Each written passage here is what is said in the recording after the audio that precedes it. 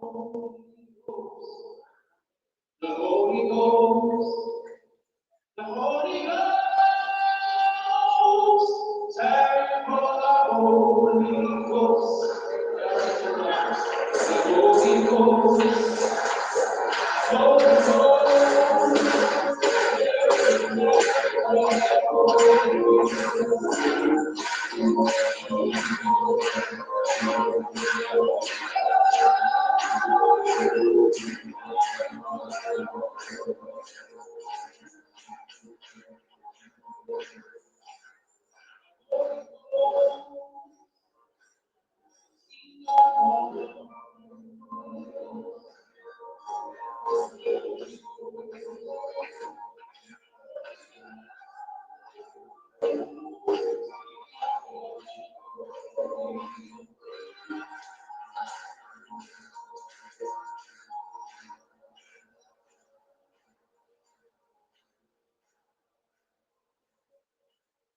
Peace, peace, people.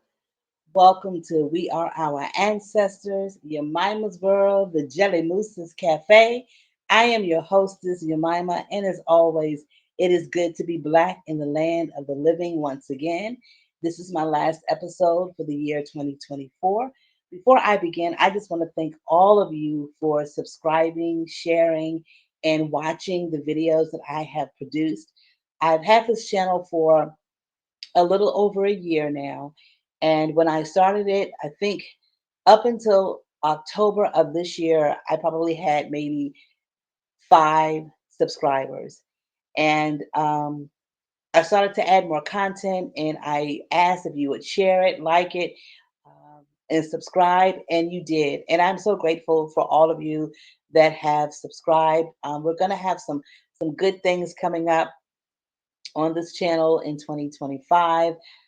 Hopefully, I will be having guests on the show. You'll be seeing more of me. If you've been following the Kwanzaa videos, then you see that you are seeing me. Now, those videos are old. I think I did those in 2021 or 2022. It was when COVID was happening that I did those videos. But those stories are still relevant as we have Kwanzaa every year. So the stories were still very relevant to the Kwanzaa principles. All right. So it is December 31st, 2024. My goodness. We have the moon, the new moon, and I forgot what I think the black moon, I believe is what it's called. If you haven't taken advantage of the energy of it, I believe you have 3 days after to take advantage of it. I've set out some water so that I can absorb some of that moon energy. And when I mop my floors tonight before I go to bed, I will use water from the new moon to so that I can scrub in some new intentions and some new ideas and some new things for the new year that is coming up. All right, so if you black, you know what tonight is. Tonight is Watchnight Service.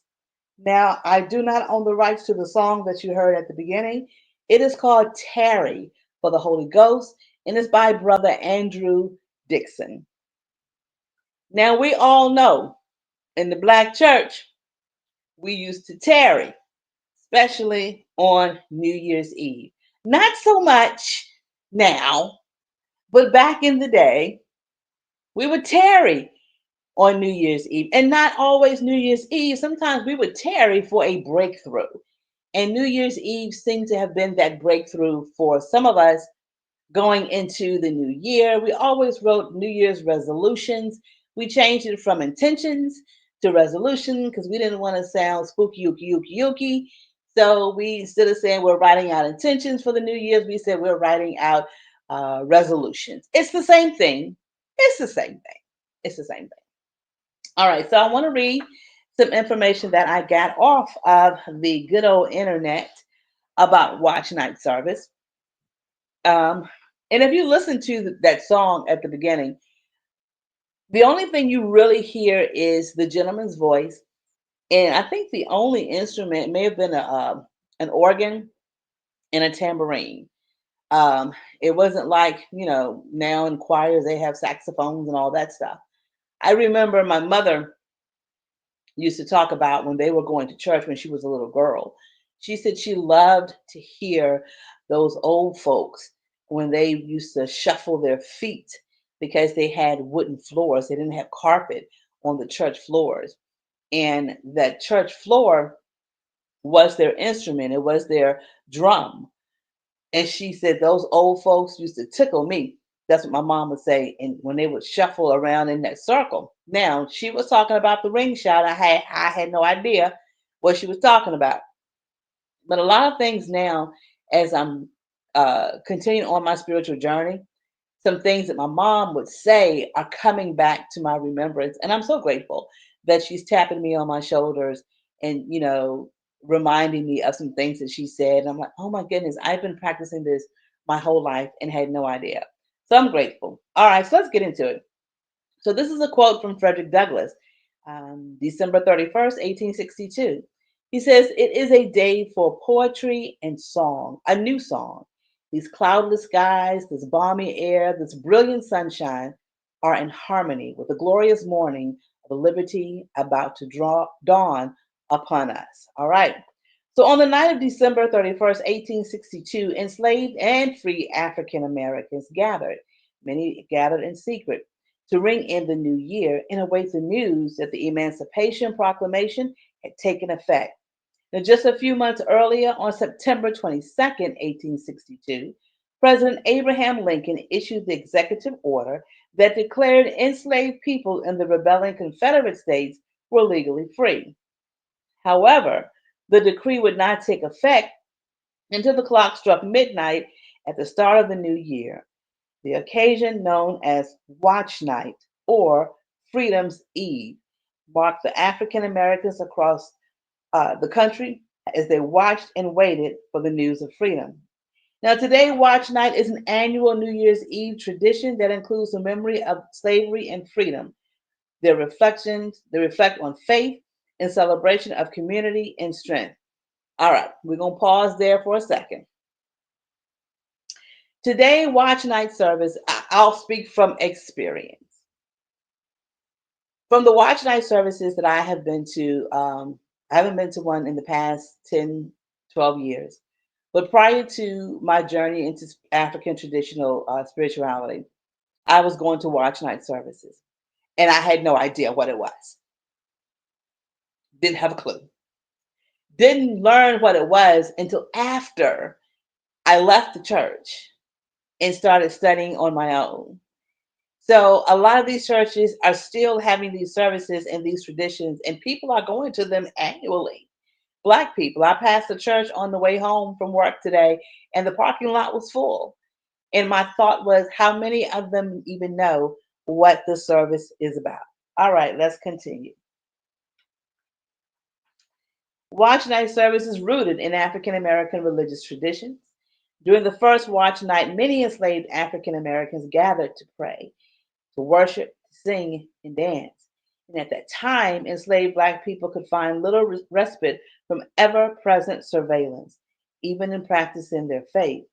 While enslavers feared that religion, which was often used to quell slave resistance, could incite the exact opposite if practiced without observance.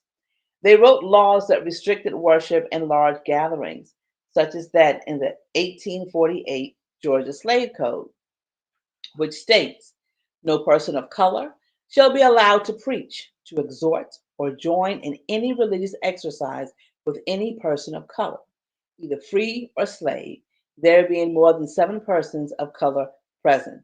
So, in other words, you could not be together. If it was more than 7 people, you couldn't be together without a white person there to oversee it. So they still had overseers. Now, I don't know why the number 7. That's a weird number. Even Jesus says, "For 3 or more together, there he will be." So if there were 7, according to the Bible, Jesus was there. So I don't know what the 7 was. I don't know. All right. But despite these laws, enslaved people sought to exercise their own religious customs, including Christianity, Islam, and indigenous faith practices reflective of the homes from which they were stolen. They convened at praise houses on plantations or secretly gathered in the woods, where they practiced their faith under the protective cover of the trees and brush in what became known as Hush Harbor. As Charlotte Martin, who was a formerly enslaved woman from Florida, she recounted, the plantation owner would not permit us to hold religious meetings or any other meetings, but they frequently met in secret to conduct religious services. Charlotte's own brother was beaten to death. I'm going to say that again. Charlotte's own brother was beaten to death for participating in such secret worship meetings, but enslaved people persisted in their faith practices as forms of resistance and freedom. The spirit is still visible in watch night services today, or that spirit is still visible. The watch night service typically begins around 7 p.m. on December 31st and lasts through midnight as faith leaders guide congregants in praise and worship. Many congregants across the nation bow in prayer minutes before the midnight hour as they sing out, Watchman, Watchman, please tell me the hour of the night. In return, the minister replies, it is 3 minutes to midnight. It is 1 minute before the new year. And it is now midnight. Freedom has come to bless our transition into the new year. I ain't never heard that. I ain't never heard that before. Not never. Not never. Now they may have said that maybe during times of slavery, but I ain't never. Again, I didn't know what watch night service was um, before until I left the church. The occasion is customarily marked by celebrations of fellowship and a worship service, followed by a fortuitous meal on New Year's Day. Celebratory foods include a diverse collection of culinary traditions that can be traced back to Southern superstition. I don't like that word superstition because it's not superstition, it is tradition. And white people, need to understand that the difference between superstition and traditions. Because we could say, oh, I don't know, Jesus is superstitious. I'm just saying. Southern superstitions that are influenced by beliefs across West Africa. Chief among these food ways is the practice of eating collard greens, representing the promise of prosperity, and eating black eyed peas with rice, also known as hop and john. Traditionally, hop and john consists of black eyed peas, rice, red peppers, and salt pork, and is believed to bring good fortune to those who eat it. Before finding its way into American traditions, the black eyed pea, also known as the cow pea, my mother used to call them field peas, traveled from Central Africa to the West Indies and finally to the Carolinas in the early 1700s. Most West African cultures regard the pea as lucky. The memories of its luck remain with enslaved Black people in the American South and still endures today. Well, Hop and John is a common dish prepared for watch night. The foods prepared in observance of the tradition are incredibly diverse and reflective of regional, temporal, and cultural differences within the African American community. Some other common dishes include candied yams, cornbread, potato salad, and macaroni and cheese. Initially meant to welcome Emancipation Day, the Watch Night service encourages reflection on the history of slavery and freedom, as well as reflection on the past year, both its trials and its triumphs. While also anticipating what the new year will have in store, it is a continuation of generations of faith that freedom and renewal lie ahead. Now, it talks about the first watch night service um, being in 1863. But we can kind of go back even further than that. We can go back a couple of thousand years. There is a watch night service that is mentioned in the Bible. It is Matthew 26, verse 38 through 42. Then he said to them, my soul is overwhelmed with sorrow to the point of death. Stay here and keep watch with me. Going a little further, he fell with his face to the ground and prayed, my Father, if it is possible, may this cup be taken from me. Yet not as I will, but as you will. Then he returned to his disciples and found them sleeping. Couldn't you men keep watch with me for 1 hour? He asked Peter. Watch and pray so that you will not fall into temptation. The spirit is willing, but the flesh is weak. He went away a second time and prayed, My Father, if it is not possible for this cup to be taken away unless I drink it, may your will be done. So that was kind of a watch night service. So I think if some ministers would use this verse for watch night, more people might be apt to participate in watch night. And maybe that's why maybe they are using it, and that's why they don't know anything about it being done in 1863 with our ancestors that were enslaved and were looking for freedom the next day. So we have our ancestors watch night service. So if you listen to my episode about what our ancestors were doing during the Christmas holiday, and a lot of them had off from the plantation work during that time. So New Year's Eve was no different. It was still considered part of the holiday, and a lot of our ancestors were seeking their own freedom. So Watch Night Service began before the Emancipation Proclamation. And the reason that Watch Night Service began before then is because the next day was January 1st, and it was called Hiring Day. All right? So let's get into what our ancestors were really praying for way before 1863 on New Year's Eve. Okay? So while New Year's Eve Day is often associated with celebration and new beginnings, its historical connotation for Black Americans during the era of slavery was different. This date, ingrained with sorrow as Hiring Day or Heartbreak Day, marks a poignant juxtaposition of despair and hope in American history. January 1st was a dreaded day for enslaved Black Americans, known as Hiring Day. It was a time when slave owners would settle debts by renting or selling their slaves, often resulting in painful family separations. Enslaved people would spend the eve of the New Year's in a state of deep anxiety, uncertain if the day coming would tear their family apart. The tradition of hiring day was not just an isolated practice, but part of a larger systemic economic cycle prevalent in the antebellum South. It illustrates how deeply the institution of slavery was interwoven into the American economic fabric, with human lives being bartered to settle financial transactions. Accounts from former slaves like Lewis Clark and Harriet Jacobs offer a window into the emotional and psychological impact of hiring day. Their narratives vividly depict the anguish and desperation that enslaved people faced. The night of December 31st, 1862, marked a significant shift from despair to hope, known as Freedom's Eve. This night anticipated the Emancipation Proclamation signed by President Abraham Lincoln on January 1st, 1863. Although its immediate impact was limited, it symbolized a major stride towards the abolition of slavery. So up until 1863, watch night service was basically you watching to see if this was going to be your last night with a family member, because on January 1st they could go on the auction block or they could be sold to someone else so that they could pay a debt. Plantations, corporate plantations still do that. At the end of the year, the beginning of the year, they take a look at their bottom line to see if do we need this many workers?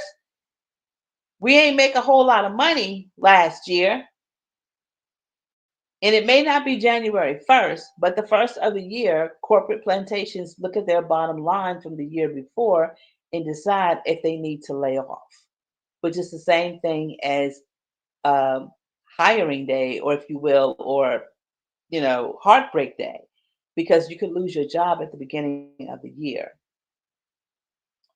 Watch night services initiated on Freedom's Eve have become a lasting tradition, again within the Black communities. And these gatherings not only commemorate the hope and resilience of Black Americans, but others as well. Um, so yeah, so that is watch night services, and also the next day, which is hiring day. I want us to continue the tradition of watch night service, even if you don't go to church, if you're not a Christian. And a lot of people who aren't even Christians will go to church, um, on New Year's Eve just to be around people. And it's a safe space. It's supposed to be a safe space that you can go to. But even if you're not going to church, you can still do the traditions at home. Your watch night service, you can put on whatever music you want to listen to. You can read whatever inspirational books that you want to read or stories that you want to read. You can talk to your ancestors, talk to the ones who were actually enslaved, and talk to them and ask them what it was like for them during that time period. I promise you, they will tell you if you have that communication and that connection with your ancestors. They will tell you what they went through. Talk to your ancestors. Watch night service if you're not, even if you are going to church. When you get home, talk to your ancestors. Because remember back in the day when you were you had one foot in the church and one foot in the world. You'd go to watch night service because they let out at 12:30, and you'd go to a club because the club didn't let out to 3. So you would leave watch night service and you go to a club. So those that was back in the day. But again, I want us to continue the traditions. I hope that we could continue the traditions of watch night service. And we are no longer in chattel slavery. We still are in a form of oppression. So when you're writing out your resolutions or your intentions, and since watch night service is called Freedom Eve service, what is it in the next going into the next year do you want to be free from? Our ancestors wanted to be free from physical chattel slavery. What is it that you want to be free from? For me, I want to be free from financial debt. I'm working hard to free myself from financial debt. I want to be free from idleness. I want to I want to quell that idleness that I have about myself, where sometimes I'll even call it being lazy. So I want to free myself from financial debt. I want to free myself from idleness. I want to free myself